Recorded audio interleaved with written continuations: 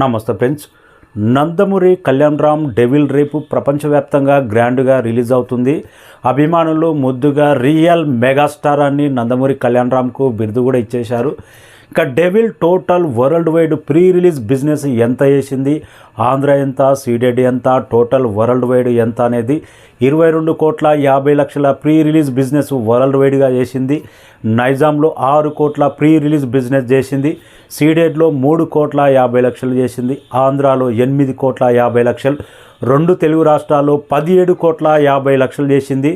Karnataka roar of India 1,50,00,000 చేసింది. Overseas మొత్తం మీద 2 కోట్లు ప్రీ రిలీజ్ బిజినెస్ చేసింది.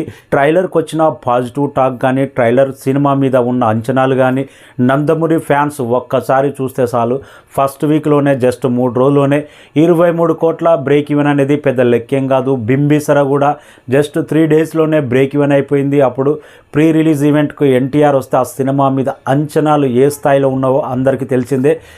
డెవిల్ కూడా ప్రీ రిలీజ్ బిజినెస్ పెట్టి ఎన్టీఆర్ కానీ, నందమూరి బాలకృష్ణ కానీ ఇద్దరిట్లా ఎవరైనా ఒక్కరు ప్రీ రిలీజ్ ఈవెంట్కు చీఫ్ గెస్ట్ వస్తే ఈ సినిమా ఓపెనింగ్స్ అనేది ఇంకా బ్లాస్ట్ అయ్యే రేంజ్లో కెరీర్ బెస్ట్ ఉంటుండే.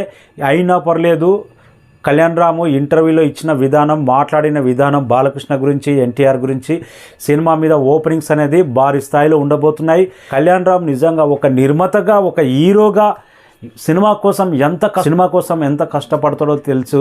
నెక్స్ట్ కమింగ్ ఆయన దేవర ఫిలిం కూడా ప్రొడ్యూస్ చేస్తున్నాడు కాబట్టి పాజిటివ్ టాక్ ఏ మాత్రం వచ్చినా కానీ సినిమా జస్ట్ 3 డేస్లోనే బ్రేక్ ఈవెన్ అయిపోతుంది. ఇండస్ట్రీలో వినపడుతున్న లెక్కల ప్రకారం సినిమా మాత్రం Kalyan Ram career best blockbuster అయ్యే అవకాశాలు ఎక్కువ ఉన్నాయి.